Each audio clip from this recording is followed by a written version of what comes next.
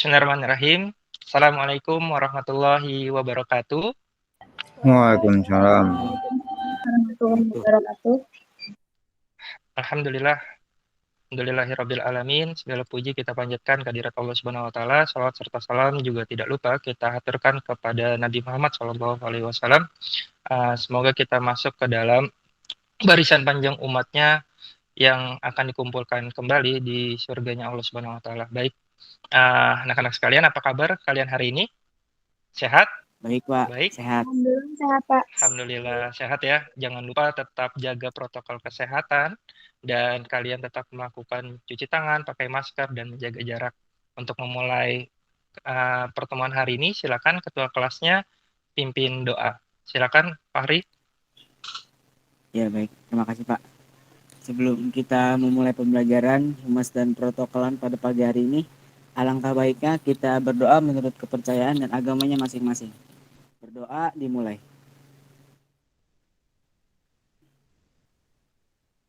Berdoa selesai. Memberi salam. Assalamualaikum warahmatullahi wabarakatuh. Waalaikumsalam warahmatullahi wabarakatuh. Baik, ini kayaknya karena masih pagi nih, jam pertama, mungkin kita perlu yel-yel nih. Biasanya kan kita punya yel-yel. Kalau Bapak sebutin kelas kalian 12 OTKP 1, nanti yel-yelnya gimana? Do the best, Yeah. be excellent for success, gitu ya. Sukses. Gitu ya. Nanti kalian lakukan ya. 12 OTKP 1, do the best, Do the best. be excellent for Excellent. success. For success. Baik. Tepuk tangan buat kita semua. Baik anak-anak sekalian, semoga hari ini kita enjoy menikmati proses pembelajaran, dan hari ini kalau kita sudah enjoy proses pembelajarannya dan ilmunya akan masuk dengan mudah dan kalian dapat mengamalkannya di kemudian hari. Bapak izin share screen dulu. Ini alhamdulillah sudah bertambah lagi. Sebentar.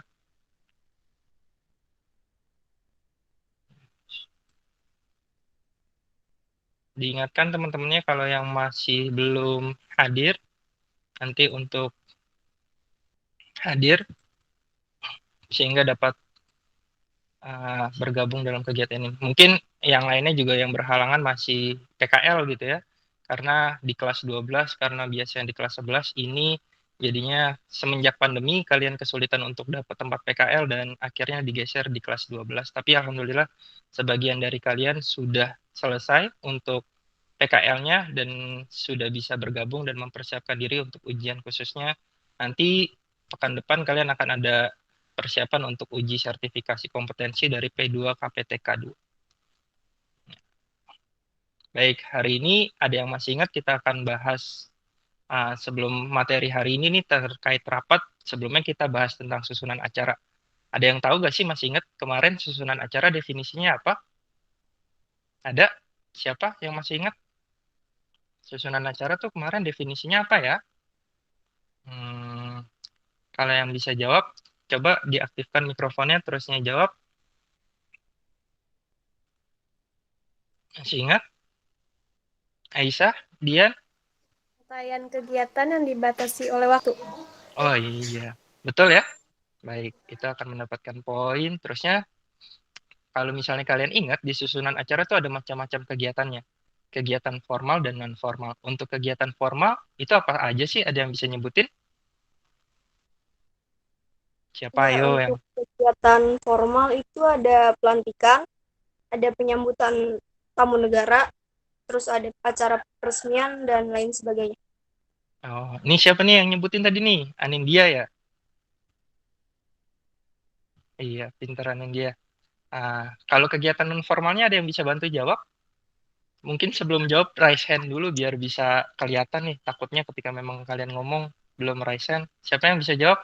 Coba raise hand. Saya, Pak. Siapa nih? Nurul Sofia ya? Nurul Sofia Zahra. Iya, sebutin coba. Ada acara ulang tahun, sama anniversary pernikahan dan lain-lain. Oh iya, acara-acara yang bersifatnya tidak ada tamu-tamu atau pejabat-pejabat penting di dalamnya. Itu biasanya keseharian atau rutinitas di tiap tahunnya. Makasih Nurul Sofia. Baik, itu sudah ingat berarti materi kemarin. Sebelum masuk ke materi ajar, kita harus biar tambah semangat karena pembelajaran di era pandemi kita ada quotes nih dari Ki Hajar Dewantara, gitu ya, bahwa setiap orang menjadi guru dan setiap rumah menjadi sekolah. Dan hari ini ketika memang pandemi, mungkin ini merupakan jawaban Allah dari doa-doa kita yang dulu awal-awal sekolah mungkin kita udah males nih ke sekolah, males nih seragaman, mau dong selonjoran di rumah, akhirnya dikabulin nih belajarnya dari rumah, nggak harus seragaman mungkin ya, dan lain sebagainya, nggak harus macet-macetan, apalagi di Jakarta macet, hujan juga tetap bisa belajar tepat waktu, datangnya nggak ada yang terlambat ngos-ngosan. Jadi kalau misalnya udah dikabulin, kita tetap ngeluh dan nggak mau maksimal belajar, ya sayang sekali. Dan setiap orang menjadi guru. Kita harus melihat apa yang disampaikan, bukan siapa yang menyampaikan. Kalau dalam kaidah Arab, unzur man qala wala tanzur man qala. Kalau misalnya kalian tahu, ketika memang sekalipun kalian anak kecil dan menyampaikan hal-hal baik, itu bisa untuk diambil ibroh atau hikmahnya dan diamalkan oleh setiap orang. Gitu ya. Jadi ya semoga kalian tetap semangat belajarnya di rumah. Nanti mudah-mudahan dalam waktu dekat kita bisa mengadakan PTM karena sebagian besar itu sudah divaksin gitu ya sampai tahap 2. Itu baik anak-anak sekalian. Ini Bapak sudah menyampaikan di Google Classroom pada malam hari. Nanti kalian bisa ya sudah mempelajarinya, dan ini kegiatan penyelenggaraan rapat, bahkan di antara kalian juga sudah mengadakan kegiatannya. Kegiatan rapat, kita masuk ke materi pertama, yaitu kegiatan pembawa acara atau MC. Kegiatan ini mempersiapkan penyelenggaraan pertemuan rapat. Maaf, Padletnya belum dirubah. Ini terkait rapat. Nanti di sini tujuannya kalian berharap bisa untuk memahami definisi rapat sampai tahap akhirnya kalian mampu untuk menyelenggarakan kegiatan rapat sebagaimana dicontohkan di video yang saya linkkan. Ayo, sebelum mulai pembahasan, apa yang kalian tahu nih mengenai rapat? Ada yang bisa jawab? Apa sih rapat itu? Pernah rapat di kelurahan atau anak OSIS nih? Ayo, siapa? Siapa yang bisa jawab? Apa yang kalian tahu mengenai rapat? Abimanyu bisa jawab? Pernah rapat nggak? Pernah? Pernah, Pak. Pernah. Jadi kalau Abimanyu rapat itu biasanya ngapain sih? Membahas suatu hal tertentu. Iya, untuk mencari kata mufakat gitu ya. Kalau misalnya Abimanyu mungkin sering dengar musyawarah mufakat. Itu. Pernah nonton rapat anggota dewan nggak Abimanyu? Pernah, Pak. Itu. Yang Abimanyu inget kalau nonton rapat anggota dewan tuh ada apa aja sih yang Abimanyu inget? Kemarin yang baru-baru Membahas ini sebuah anggaran. Oh iya, membahas sebuah anggaran gitu ya. Terus kemarin yang baru-baru ini mungkin viral yang mic-nya dimatiin ataupun ketika memang ada yang sampai maju ke depan menghampiri pimpinan sidang dan lain sebagainya. Itu. Terima kasih Abimanyu. Selain Abimanyu, apalagi nih yang tahu mengenai rapat? Ayo perempuannya. Resti mungkin tahu rapat? Rapat apa sih? Rapat itu pertemuan untuk membicarakan sebuah masalah mungkin Pak, terus kita memperoleh kesepakatan bersama, sharing jawaban mungkin. Ya, baik, saling bertukar pikiran. Baik, makasih Resti jawabannya. Itu sudah tepat. Jadinya ketika memang ada permasalahan, didiskusikan, dirapatkan, dan nanti akan bertemu solusi terbaiknya. Gitu ya, Nak ya. Sekarang, kalau berdasarkan definisi, menurut Kamus Besar, pertemuan atau kumpulan untuk membicarakan suatu sidang atau majelis. Bob Teren, ini rapat merupakan sumber berbagai gagasan dan keputusan yang bermanfaat bagi semua pihak, perseorangan maupun perusahaan. Ini kalau di perusahaan kadang-kadang kalian rapat. Rapat adalah pertemuan yang dilakukan orang yang membicarakan suatu masalah atau kepentingan untuk memberikan penjelasan atau memecahkan suatu persoalan, mengadakan perundingan demi memperoleh kesepakatan bersama. Ini kaidahnya sama seperti negara Indonesia gitu, musyawarah untuk mufakat. Kalau misalnya nggak mencapai kata mufakat gimana? Ada yang namanya sistem voting. Syarat pertemuan rapat ini ada beberapa syarat. Coba ada yang bisa bantu baca gak? Fahri coba bantu baca. Ya, Pak. Ini syaratnya apa aja? Syaratnya yang pertama, suasana terbuka. Yang kedua, tidak ada monopoli. Yang ketiga, partisipasi aktif dari peserta. Yang keempat, bimbingan dan pengawasan dari pimpinan. Kelima, perdebatan berdasarkan argumentasi bukan emosi. Keenam, pertanyaan singkat dan jelas. Yang terakhir, disiplin waktu. Baik, dari penjelasan ini ada yang mau ditanyakan?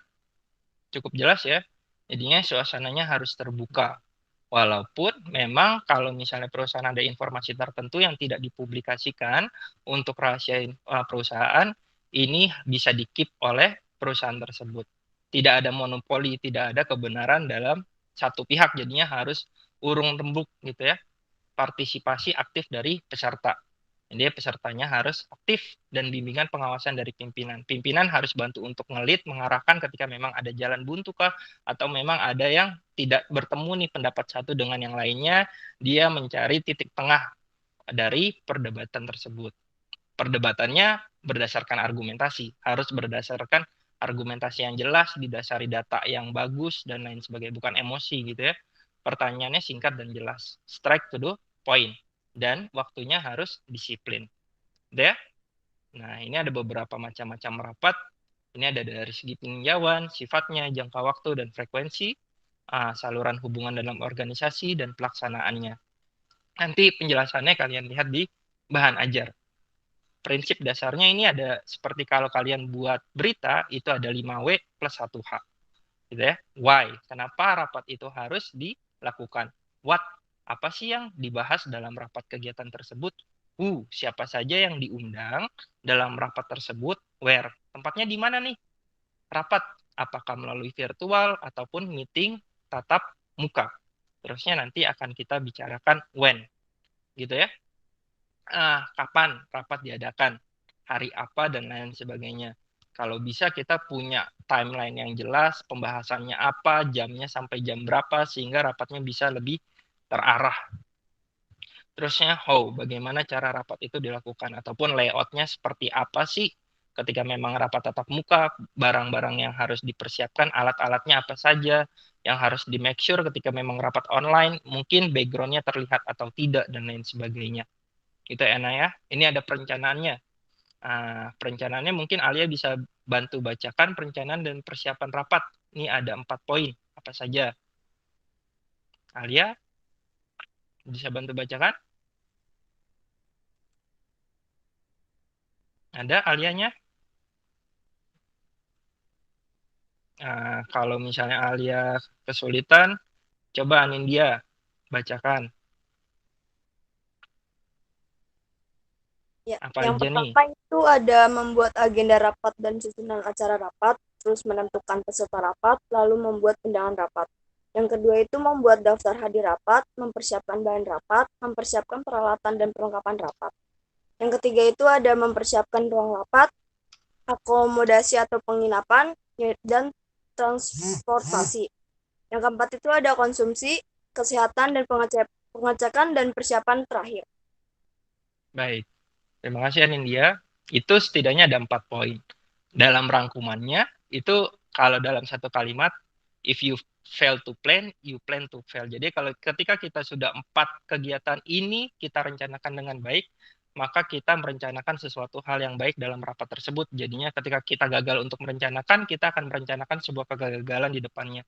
Jadi 4 poin ini nih, mulai dari agendanya apa aja nih, susunan acaranya apa aja, dan lain sebagainya. Jangan sampai ketika memang membuat agenda, susunannya sudah jelas, time-nya, waktunya sampai selesai gitu ya. Walaupun kadang-kadang suka overtime gitu ya, waktunya melebihi dari yang sudah diestimasikan. Ya memang itu dinamikanya yang harus di-lead oleh ada leadernya, ada notulennya, ada timekeepernya. Kalau sudah melebihi batas waktu ya diusahakan ya hanya 10 atau 15 menit saja agar tidak terlalu berlarut-larut untuk rapat. Karena kalau rapatnya hasilnya baik tapi implementasinya kurang baik, ini maka akan menjadi catatan tersendiri. Tipe pemimpin rapat. Nih, ada 3 pemimpin. Ada tipe otoriter, tipe demokratis, tipe laissez-faire. Ada yang tahu penjelasan dari tipe otoriter, demokratis, dan laissez-faire? Siapa yuk yang bisa bantu jawab?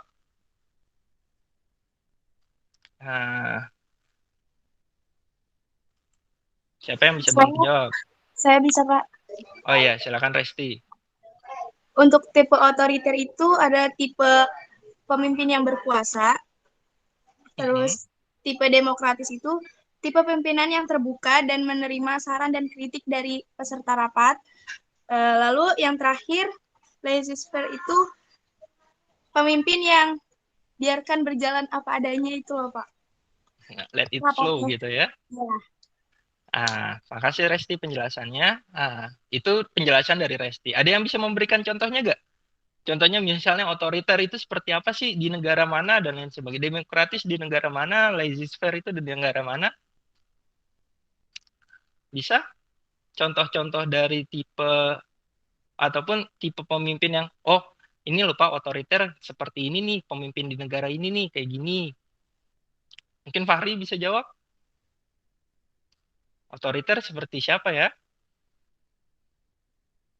Tetangganya Korea tuh, Korea Selatan tetangganya tuh. Fahri bisa bantu jawab? Contohnya, tipe pemimpin bisa? Enggak? Belum, Pak. Oh, belum. Baik, kalau otoriter, kalau kalian lihat misalnya, contohnya di Korea Utara itu ada Kim Jong-un. Kalau misalnya rakyatnya nggak mau apa-apa, ntar misalnya ancamannya di beberapa berita dirudal dan lain sebagainya. Tipe demokratis mungkin ya di negara kita menganut sistem demokratis. Laissez-faire ini negara yang liberal gitu ya, yang bebas berpendapat dan lain sebagainya, membiarkan karena kalau misalnya dilihat ini memang ada beberapa plus minus dari tiap tipe pemimpin rapat tersebut. Lalu tugas-tugasnya nih, tugas-tugas pemimpin rapat. Tolong bantu bacakan, tadi ada Arik. Arik bisa tolong bantu bacakan tugas pemimpin rapat ada 6. Apa aja tuh? Ada? Atau Nurul Sofia? Bacain tugas pemimpin rapat. Itu ada 6. Itu apa aja ya? Kamu di sini nama. Tugas pemimpin rapat ada menginformasikan, meyakinkan, membujuk, menginspirasi, memberi tauladan atau soko guru, dan menghibur. Nah, tuh. Terima kasih Nurul Sofia. Nah, itu jadinya tugas pemimpin rapat itu macam-macam gitu ya, menginformasikan, jadinya meyakinkan, menginformasikan bukan hanya memberikan informasi yang banyak, tapi juga dia memfilter informasi apa yang harus diberikan, gitu kan? Meyakinkan, harus make sure, meyakinkan orang-orang di sekitarnya bahwa pendapatnya benar dan itu akan terjadi ataupun goals-nya baik. Lalu kita masuk ke fungsi atau kegunaan peserta rapat. Jadinya kalau misalnya rapat cuma ada pemimpin sama sekretaris, kurang kayaknya. Harus ada peserta rapat lainnya untuk memberikan masukan. Sehingga kalau makin banyak masukan, itu menambah referensi, kesimpulannya akan lebih baik. Mungkin ada yang mau membantu baca. Irfan Hakim coba bantu bacakan fungsi dari peserta rapat. Itu apa ya? Ya, baik, Pak. Sebentar, Pak. Fungsi atau kegunaan peserta rapat adalah sebagai berikut. Yang pertama adalah sebagai penyumbang pendapat, yang kedua sebagai penyimpul, yang ketiga sebagai penyumbang data, yang keempat sebagai penerima hasil keputusan, yang terakhir sebagai pembantu pemimpin. Baik, terima kasih Irfan. Ini setelah fungsi itu ada tipe-tipenya. Dilanjut mungkin Irfan. Tipe-tipenya nih ada 7 nih. Ada tipe apa aja nih? Untuk tipe peserta rapat itu yang pertama tipe pemberi semangat, yang kedua tipe pemberi informasi, yang ketiga tipe inisiatif, yang keempat tipe pemersatu, yang kelima tipe penyerang, yang keenam tipe perantara, dan yang terakhir tipe pendengar itu Pak Radit. Baik, terima kasih Irfan. Itu jadinya tipe-tipenya ada beberapa gitu ya. Ada yang mungkin sifatnya mau menjadi titik tengah, ada yang memang sifatnya memang kontra. Jadi nanti kalau kalian jadi pemimpin rapat harus bisa mengelola tuh ketika memang ada beberapa macam tipe itu, ngambil kesepakatannya seperti apa. Ini sedangkan ini layout ruang rapat, ini biasanya gaya klasikal atau kelas, ini seperti di kelas kita, kalau misalnya kita luring, lalu gaya workshop, kalau kalian sering hadir di seminar, gaya huruf U, ini letter U, ini seperti mungkin kalau biasa disebut gaya tapal kuda dan gaya konferensi. Kalau misalnya kalian sering dengar itu konferensi meja bundar, atau kalau kalian nonton video yang tadi, itu kegiatannya dalam bentuk konferensi, mejanya bulat gitu ya. Membuat undangan. Undangan ada yang berjudul dan ada undangan berperihal. Ini contohnya sudah ada. Nanti kalian bisa pelajari. Itu saja mungkin untuk penjelasannya. Kalau misalnya ada yang mau bertanya, silakan bisa di chat room WhatsApp. Mungkin ini ternyata sudah ada yang menjawab, bertanya juga di diskusi di chat room setelah guru menjelaskan. Baik. Ini nih, mungkin nanti sebelum saya jawab, kalian bisa bantu untuk jawab pertanyaannya ya. Terima kasih penjelasannya materinya Bapak. Saya ingin bertanya persiapan apa saja yang harus dilakukan untuk kegiatan rapat secara virtual nih. Kalau rapat virtual kira-kira persiapannya apa ya? Ada yang bisa bantu jawab? Rapat virtual. Rapat kayak gini nih, ataupun kalau kalian kelas online. Itu persiapannya apa sih yang perlu dipersiapkan? Ada yang bisa bantu jawab? Saya Pak Radit. Ya, silakan Arik. Salah satu persiapan dalam rapat virtual adalah kita harus menyiapkan room atau tempat aplikasi apa yang akan kita adakan untuk rapat virtual. Apakah kita akan menggunakan room Zoom meeting atau menggunakan aplikasi Google Meet seperti saat ini. Kemudian kita memastikan waktunya kapan sebelum pelaksanaan rapat dimulai. Terus kemudian kita memastikan juga keadaan internet kita dalam keadaan kondisi yang stabil dan baik. Baik, terima kasih Arik. Nah, itu ya, yang tadi Arik menambahkan harus ada room-nya, harus ada ruangannya. Kalau misalnya kita lihat sekarang, banyak office ataupun jasa-jasa penyewaan virtual office. Apa tuh virtual office? Ataupun kalau kalian nanti kuliah, itu ternyata ada kuliah yang sifatnya, wah ini universitas terbuka. Universitas terbuka, universitas yang seperti apa ya? Nanti kelas karyawan dan lain sebagainya, yang mungkin lebih banyak kegiatan-kegiatannya secara daring dibandingkan tatap muka, karena memang biasanya mahasiswanya atau pekerjanya atau mahasiswanya itu bekerja gitu ya di sore hari. Itu terima kasih Arik atas jawabannya. Tuh dia minimal internet, jaringannya juga harus di make sure, dan perangkat kita support atau tidak. Jangan sampai left room dan lain sebagainya. Ini ada pertanyaan kedua lagi nih.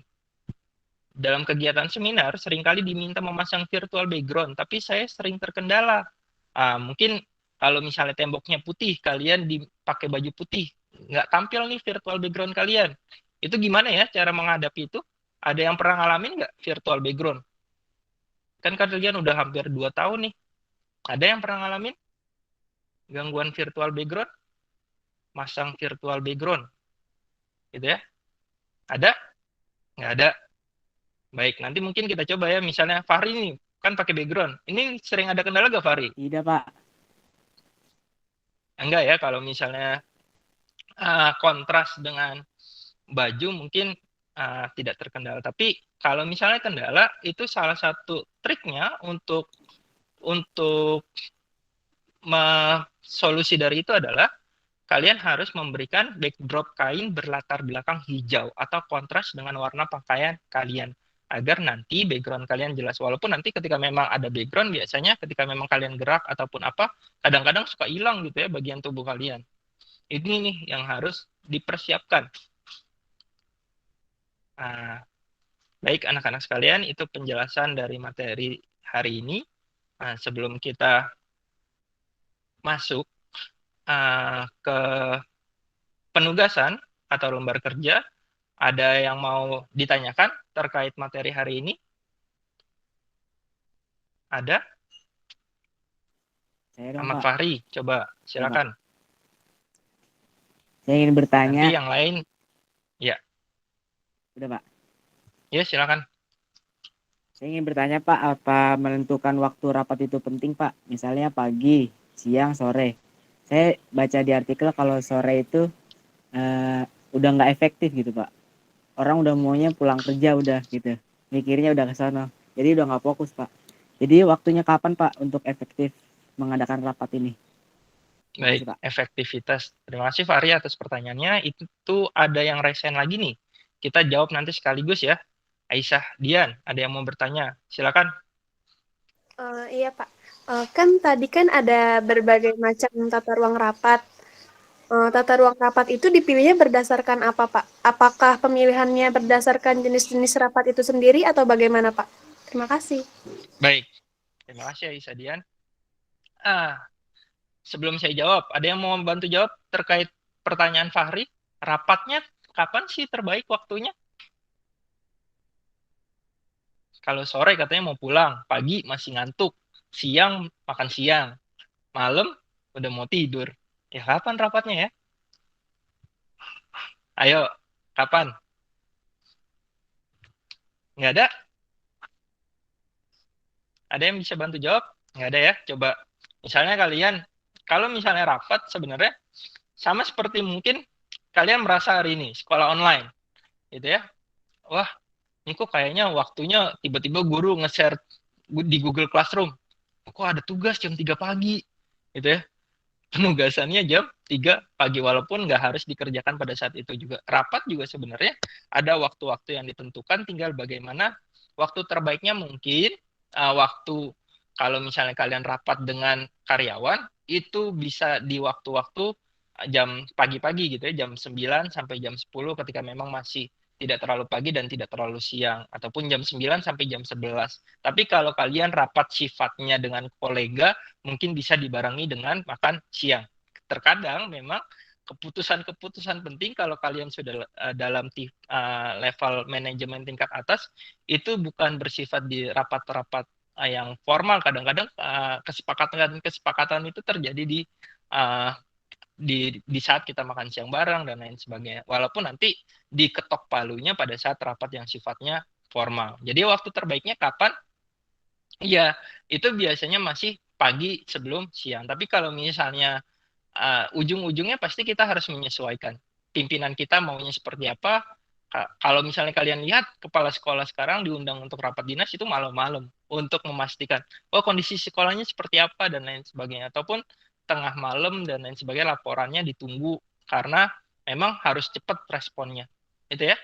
Begitu Fahri ya. Jadi kalau disarankan memang jam 9 sampai jam 11. Jadinya ada spare waktu 3 jam untuk rapat lah yang terbaik. Kalau misalnya mau sesi siang mungkin jam 1 sampai jam 15. Itu biasanya waktu-waktu yang sering digunakan untuk rapat. Begitu Fahri. Paham? Ya Pak, jelas Pak. Paham Baik. Pak. Terima kasih Terima kasih Pak. pertanyaannya. Dilanjutkan ke Aisyah Dian. Nih, jadi tata ruangnya ini menyesuaikan apa nih? Susunan acara atau apa? Ada yang bisa bantu jawab? Kalau kalian lihat, ini disesuaikan juga dengan runtutan acaranya. Tadi kan misalnya yang rapat workshop itu kalau misalnya ada beberapa pembicara nggak mungkin kan pakai yang sistem meja bundar ataupun sistem tapal kuda. Jadinya kalau workshop itu harus disetting pesertanya dan lain sebagainya harus nyaman, dan mungkin kalau misalnya narsumnya ada beberapa itu juga harus banyak juga yang di kursi depannya. Jadi mungkin tidak bisa menggunakan sistem kelas dan lain sebagainya. Kalau tapal kuda mungkin efektif ketika memang pesertanya tidak terlalu banyak. Kalau kelas kan pasti pesertanya harus banyak, gitu kan? Jadi memang harus disesuaikan dengan kegiatannya apa. Terusnya narsumnya berapa banyak juga. Terusnya peserta rapatnya efektif atau tidak. Kalau misalnya mereka menyampaikan pendapat ataukah mereka hanya tipikal pendengar, ya itu beda-beda lagi tuh. Itu ya. Karena rapat juga kadang-kadang ada yang sifatnya sosialisasi dari hasil kebijakan dirapatkan lagi di beberapa level pimpinan. Jadi misalnya presiden sudah menetapkan dengan menteri mensosialisasikan ke kepala daerah nanti sosialisasikannya ke eselon dan lain sebagainya. Itu mungkin ya pertanyaannya bagus, terima kasih. Nanti kalian silakan kerjakan LKPD-nya. Ini ada artikel, nanti kalian ini nih, seberapa penting sih rapat dadakan diadakan, nanti kalian analisis di sini, sudah disiapkan, nanti juga kalian diminta untuk membuat video kegiatan rapat seperti yang tadi dicontohkan di kegiatan awal. Nah, itu ya untuk hari ini. Di sini juga ada tes formatif, beberapa pilihan ganda dan esai untuk mengetahui sejauh mana sih kalian mengetahui terkait materi ini. Itu baik. Mungkin ada yang mau ditanyakan lagi? Kalau tidak, ada yang bisa memberi kesimpulan terkait materi hari ini? Rapat tuh apa ya, dan lain sebagainya. Kesimpulannya dari materi hari ini, ada? Coba raise hand. Terus saya tunjuk ya. Resti, coba tadi kesimpulannya apa sih dari materi hari ini? Rapat tuh apa, dan lain sebagainya.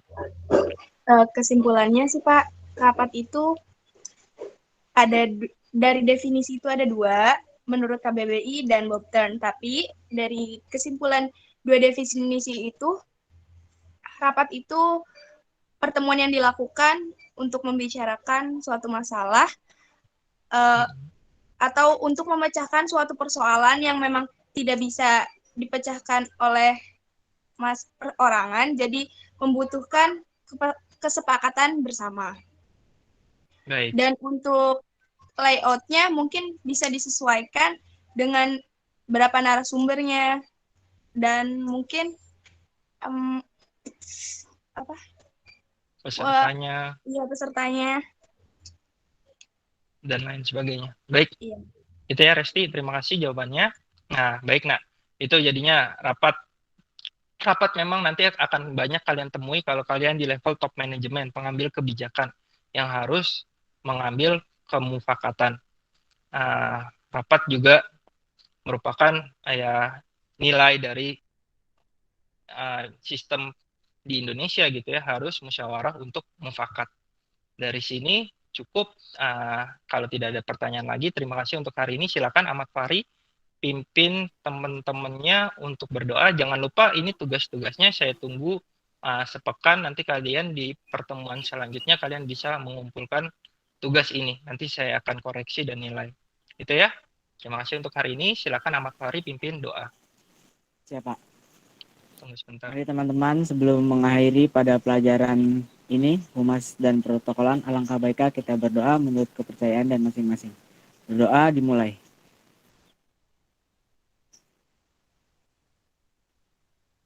Berdoa selesai. Terima kasih Pak Radit. Baik, terima kasih. Semoga kalian sehat, jaga kesehatan, protokol kesehatan dipatuhi. Dari saya cukup. Wassalamualaikum warahmatullahi wabarakatuh. Terima kasih semua. Sehat. Terima kasih Pak Joko, Pak Umar, Darmawi Umar. Ya, sama-sama. Ya, segera keluar ya, pindah. Iya, Pak. Pak Umar, saya pindah ya. Iya, saya juga pindah, Pak. Iya. Baik, tunggu sebentar. Baik, thank you semua.